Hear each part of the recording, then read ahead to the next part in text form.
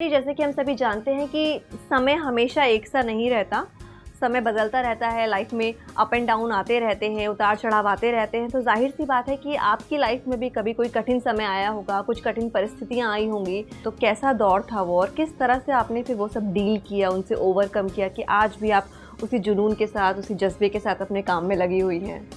भगवान की दया से आज तक मुझे इतनी कठिनाई भरा तो मैं सोच भी नहीं सकती कि कुछ हुआ है मेरी लाइफ में। जी। मेरे लिए मेरी जिंदगी यहाँ तक की बेड ऑफ रोजेस थी, लेकिन एक दुखद मीन्स मेरे दिल में जो चुभा था वो कि मैं जब स्कूल में थी तो मेरे पूरे फेस पे ज़्यादा स्मॉल पॉक्स के मार्क्स थे और मुझे उधर डांसेस में, प्रोग्राम में नहीं पार्ट लेने देते थे जी। मेरी लुक्स की वजह से। तो वो मेरे दिल में बहुत चुभ गया था और तभी से मैं जैसे सकुचाई गई थी कि भाई ज़्यादा किसी से मिलना नहीं, बोलना नहीं। फिर मैं जब भी कॉलेज में गई तभी मुझे मौका मिला गरबा में पार्ट लेने के लिए। तो वहाँ मेरी जो गुरु थी मणिबेन करके, उन्होंने मुझे प्रोत्साहन दिया, उन्होंने मेरा हुनर देखा और उन्होंने मुझे आगे बढ़ने का मौका दिया। उसके बाद में मैं दूसरे ग्रुप में गई, वहाँ लीलाबेन जी भंसाली थी, वो मेरी गुरु थी जो संजय भंसाली जी की मदर है।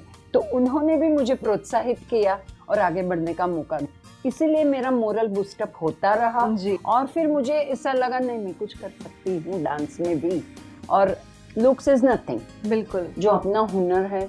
फिर मैंने बहुत सारे शोज किए उन लोगों के साथ। गरबा के हमारे नवरात्रि में 14 शोज भी होते थे, तो सब में मैंने पार्ट लिया। तो ऐसे ही मैं आगे आई। वहाँ से आपकी जर्नी स्टार्ट हुई, वहीं से आपको कॉन्फिडेंस मिला और आपने शुरुआत की। जी।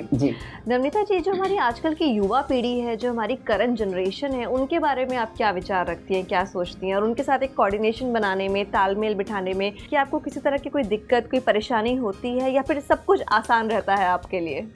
मैं पहले तो युवा पीढ़ी के लिए बहुत